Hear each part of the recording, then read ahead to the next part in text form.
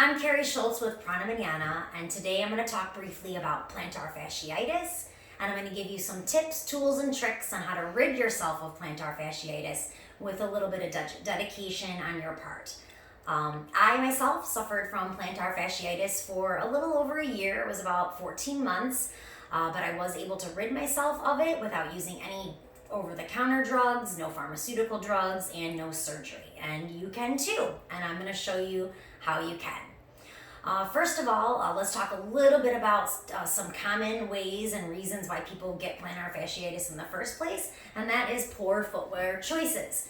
These shoes, super cute, super trendy, very flat, no support. I was wearing these every day, 5 days a week, and walking about 6 miles in them, so that's how I got it. Ladies, if you're still wearing heels, you're gonna have to just give up these bad habits if you're trying to cure this. You can't keep making it worse.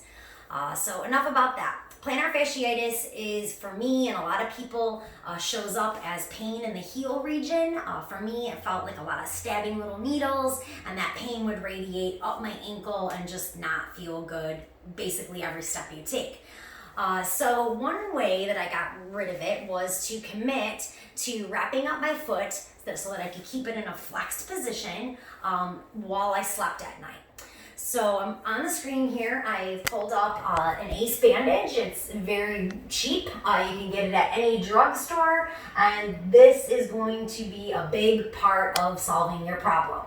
So I'm going to show you how I used to wrap up my ACE bandage. I'm going to use this as a demonstration because I'm sorry I no longer have that ACE bandage. So you're going to want to just put it on the bottom of your foot and wrap it around several times.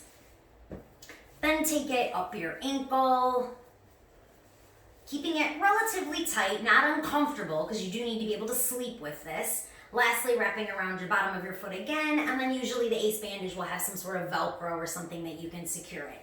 But what you're looking for is your foot to stay in a flexed position the entire night as you sleep.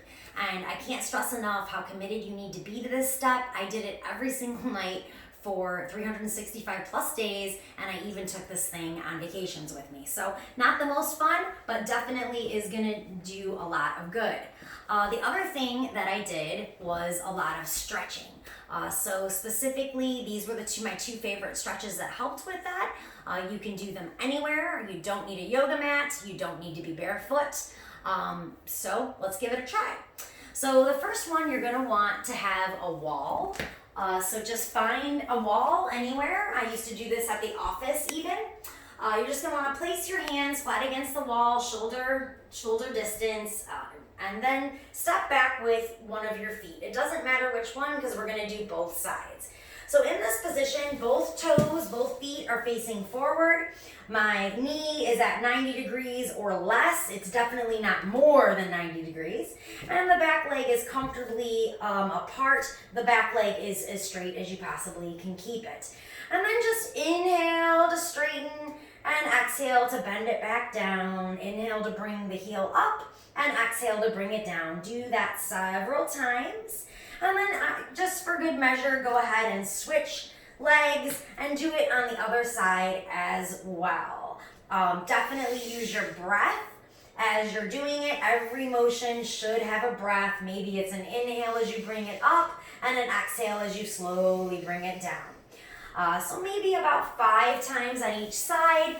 Even though you may only be suffering from plantar fasciitis on one side, you're still going to want to even your body out and do it on both sides. The other thing that I did was a pyramid pose, also known as Parsvottanasana.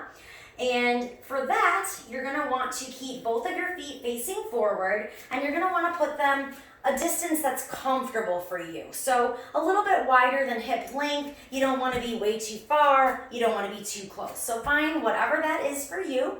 I tend to like my legs with not a very big space between my thighs. You may feel more comfortable walking your feet out for a wider space. It really doesn't matter. The most important thing is that your feet are facing forward. You're going to want to put your hands on your hips and straighten those hips so that they are also going forward, not too far either direction. Big inhale to straighten the spine, and exhale, slowly fold over towards these straight legs. Now at this point, it may start not feeling very good, and you may want to put a slight bend in your knees, and that's totally fine, totally normal. Just go to whatever your stopping point is. Your stopping point may be here, or you may be able to lower your hands to your shins or your ankles. If you have yoga blocks, you could put them on yoga blocks, or maybe you can go all the way down to the floor. That part is really not important. The important part is that we're stretching out our ankles and our shins and our plantar fasciitis.